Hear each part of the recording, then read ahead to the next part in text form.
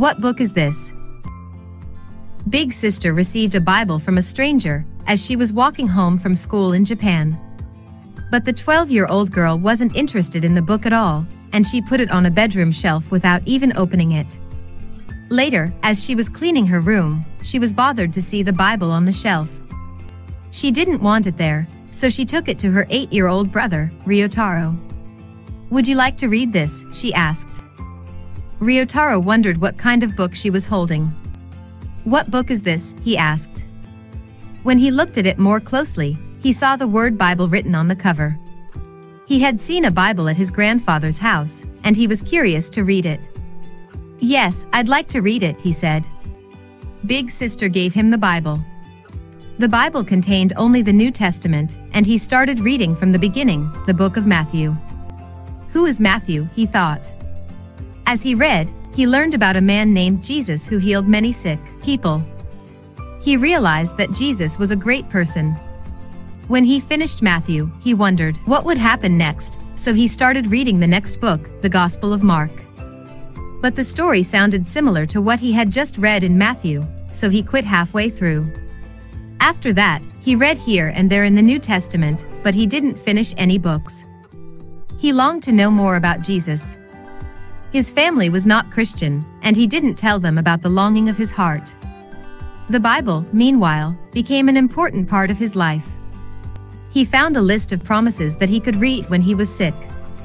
He found a list of verses that he could read when he was having problems. He found a list of verses that he could read when he felt sad. Every time he felt a need for peace, he read the Bible promises and felt comforted and encouraged. The Bible was very important to Ryotaro.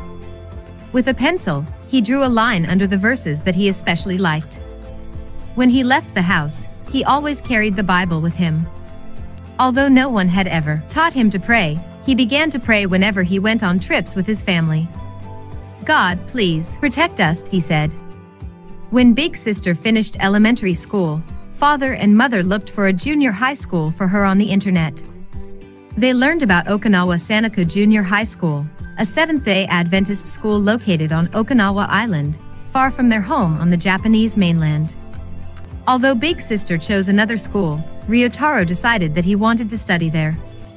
He hoped to learn more about Jesus. Today, Ryotaro is 12 years old and living in the boys' dormitory at the school. Even though he lives far from his parents, he is happy. He faithfully participates in dorm worship every morning and evening.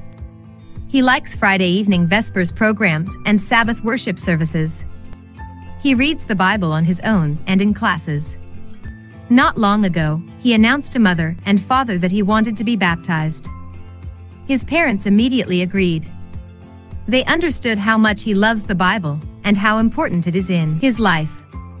Ryotaro is thankful that he is able to learn more about Jesus at the school.